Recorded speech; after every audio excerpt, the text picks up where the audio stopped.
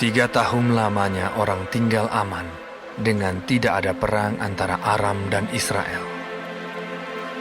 Pada tahun yang ketiga, pergilah Yosafat, Raja Yehuda, kepada Raja Israel. Berkatalah Raja Israel kepada pegawai-pegawainya, "Tahukah kamu bahwa Ramot Gilead sebenarnya milik kita? Tetapi kita tinggal diam saja dan tidak merebutnya dari tangan Raja Negeri Aram." Lalu katanya kepada Yosafat, "Maukah engkau pergi bersama-sama aku untuk memerangi Ramot Gilead?" Jawab Yosafat kepada Raja Israel, Kita sama-sama, aku dan engkau, rakyatku dan rakyatmu, kudaku dan kudamu. Tetapi Yosafat berkata kepada Raja Israel, Baiklah, tanyakan dahulu firman Tuhan. Lalu Raja Israel mengumpulkan para nabi, kira-kira 400 orang banyaknya. Kemudian bertanyalah ia kepada mereka, "Apakah aku boleh pergi berperang melawan Ramot Gilead? Atau aku membatalkannya?" Jawab mereka, "Majulah, Tuhan akan menyerahkannya ke dalam tangan raja." Tetapi Yosafat bertanya, Tidak adakah lagi di sini seorang nabi Tuhan, supaya dengan perantaraannya kita dapat meminta petunjuk? Jawab Raja Israel kepada Yosafat, Masih ada seorang lagi yang dengan perantaraannya dapat diminta petunjuk Tuhan. Tetapi aku membenci dia, sebab tidak pernah ia menubuatkan yang baik tentang aku, melainkan malapetaka. Orang itu ialah Mika bin Yimla. kata Yosafat. Janganlah raja berkata demikian. Kemudian Raja Israel memanggil seorang pegawai istana. Katanya, Jemputlah Mika bin Yimla dengan segera. sementara Raja Israel dan Yosafat, Raja Yehuda, duduk masing-masing di atas tahtanya dengan pakaian kebesaran di suatu tempat pengirikan di depan pintu gerbang Samaria. Sedang semua nabi itu bernubuat di depan mereka. Maka Zedekia bin Kenaana membuat tanduk-tanduk besi, lalu berkata, Beginilah firman Tuhan. Dengan ini, engkau akan menanduk Aram sampai engkau menghabiskan mereka. juga semua nabi itu bernubuat demikian. Katanya, Majulah ke Ramot Gilead, dan kau akan beruntung. Tuhan akan menyerahkannya ke dalam tangan raja. suruhan yang pergi memanggil Mikha itu berkata kepadanya, Ketahuilah, nabi-nabi itu sudah sepakat meramalkan yang baik bagi raja. Hendaklah engkau juga berbicara seperti salah seorang daripada mereka dan meramalkan yang baik. Tetapi Mikha menjawab, Demi Tuhan yang hidup, sesungguhnya apa yang akan difirmankan Tuhan kepadaku, itulah yang akan kukatakan. Setelah ia sampai kepada raja, bertanyalah raja kepadanya, Mika, apakah kami boleh pergi berperang melawan Ramot Gilead? Atau kami membatalkannya? Jawabnya kepadanya, Majulah, dan engkau akan beruntung, sebab Tuhan akan menyerahkannya ke dalam tangan raja. Tetapi raja berkata kepadanya, Sampai berapa kali aku menyuruh engkau bersumpah, supaya engkau mengatakan kepadaku tidak lain dari kebenaran demi nama Tuhan. Lalu jawabnya, Telah kulihat seluruh Israel bercerai-berai di gunung-gunung, seperti domba-domba yang tidak mempunyai gembala.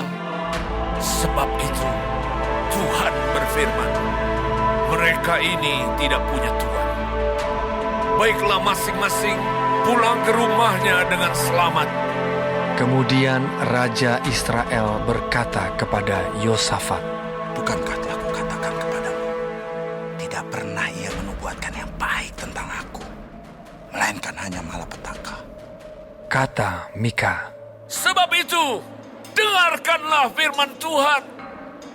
Aku telah melihat Tuhan sedang duduk di atas tahtanya, dan segenap tentara surga berdiri di dekatnya, di sebelah kanannya dan di sebelah kirinya. Dan Tuhan berfirman, siapakah yang akan membujuk Ahab untuk maju berperang supaya ia tewas di Ramot Gilead? Maka yang seorang berkata begini, yang lain berkata begitu. Kemudian tampillah suatu roh, lalu berdiri di hadapan Tuhan. Ia berkata, "Aku ini akan membujuknya." Tuhan bertanya kepadanya, "Dengan apa?" Jawabnya, "Aku akan keluar dan menjadi roh dusta dalam mulut semua nabinya." Ia berfirman, "Biarlah engkau membujuknya, dan engkau akan berhasil pula. Keluarlah dan perbuatlah demikian. Karena itu, sesungguhnya Tuhan telah menaruh roh dusta ke dalam mulut semua nabimu ini. Sebab Tuhan telah menetapkan untuk menimpakan malapetaka kepadamu." Sesudah itu, tampillah Zedekia bin Kenaana.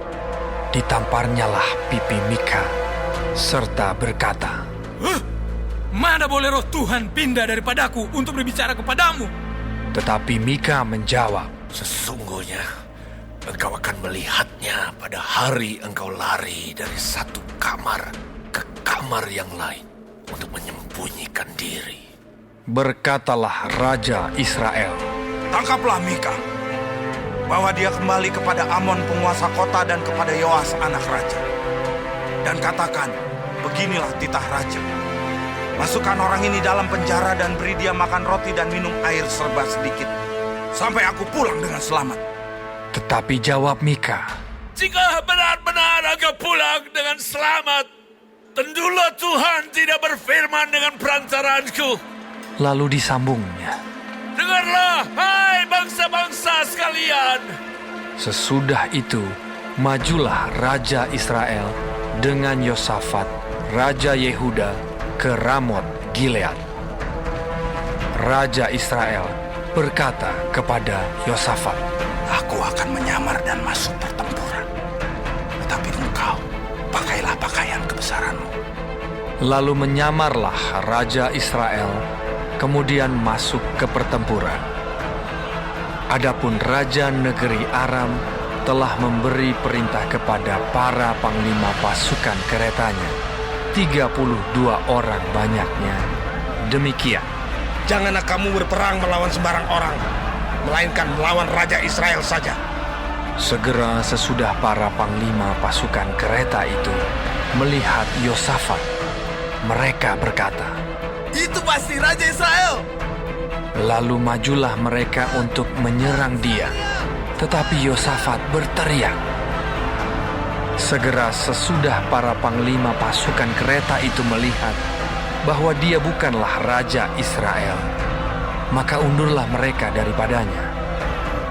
Tetapi seseorang menarik panahnya dan menembak dengan sembarangan saja dan mengenai Raja Israel di antara sambungan baju zirahnya. Kemudian ia berkata kepada pengemudi keretanya, Putar, bawa aku keluar dari pertempuran, sebab aku sudah luka. Tetapi pertempuran itu bertambah seru pada hari itu, dan raja tetap ditopang berdiri di dalam kereta berhadapan dengan orang Aram itu, sampai ia mati pada waktu petang. Darahnya mengalir dari lukanya ke dalam palung kereta. Kira-kira pada waktu matahari terbenam, terdengarlah teriakan di sepanjang barisan tentara itu. Masing-masing ke kotanya, masing-masing ke negerinya. Raja sudah mati. Maka pulanglah mereka ke Samaria, lalu mereka menguburkan raja di Samaria. Ketika kereta itu dicuci di tepi telaga Samaria, maka darah raja dijilat anjing, sedang perempuan-perempuan sundal mandi di tempat itu, sesuai dengan firman Tuhan yang telah diucapkannya. Selebihnya dari riwayat Ahab dan segala yang dilakukannya, serta istana gading, dan segala kota yang didirikannya, bukankah semuanya itu tertulis dalam kitab sejarah raja-raja Israel? Demikianlah Ahab mendapat perhentian bersama-sama dengan nenek moyangnya. Maka Ahazia anaknya menjadi raja menggantikan dia. Yosafat anak Asa menjadi raja atas Yehuda dalam tahun keempat zaman Ahab raja Israel. Yosafat berumur 35 tahun pada waktu ia menjadi raja, dan 25 tahun lamanya ia memerintah di Yerusalem. Nama ibunya ialah Azuba, anak Silhi. Ia hidup mengikuti jejak Asa ayahnya.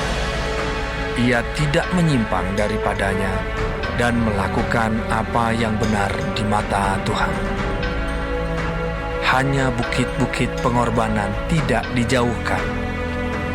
Orang masih mempersembahkan dan membakar korban di bukit-bukit itu. Dan Yosafat hidup dalam damai dengan Raja Israel. Selebihnya dari riwayat Yosafat dan kepahlawanan yang dilakukannya dan bagaimana ia berperang, bukankah semuanya itu tertulis dalam kitab sejarah raja-raja Yehuda? Dan sisa pelacuran bakti yang masih tinggal dalam zaman Asa, ayahnya, dihapuskannya dari negeri itu. Tidak ada raja di Edom. Karena itu, yang menjadi raja ialah seorang kepala daerah. Yosafat membuat kapal-kapal Tarsis untuk pergi ke Ofir mengambil emas. Tetapi kapal-kapal itu tidak jadi pergi ke sana, sebab kapal-kapal itu pecah di Ezion Geber. Pada waktu itu, Ahazia, anak Ahab, berkata kepada Yosafat, "Baiklah, anak buahku pergi bersama-sama anak buahmu dengan kapal-kapal itu." Tetapi Yosafat tidak mau. Kemudian Yosafat mendapat perhentian bersama-sama dengan nenek moyangnya, dan ia dikuburkan di samping nenek moyangnya di kota Daud, bapa leluhurnya. Maka Yoram anaknya menjadi raja menggantikan dia. Ahazia anak Ahab menjadi raja atas Israel di Samaria dalam tahun ke-17 zaman Yosafat, raja Yehuda, dan ia memerintah atas Israel 2 tahun lamanya. Ia melakukan apa yang jahat di mata Tuhan dan hidup menurut kelakuan ayahnya dan ibunya dan Yerobeam bin Nebat yang telah mengakibatkan orang Israel berdosa. Ia beribadah kepada Baal dan sujud menyembah kepadanya. Dan dengan demikian, ia menimbulkan sakit hati Tuhan, Allah Israel, tepat seperti yang dilakukan ayahnya.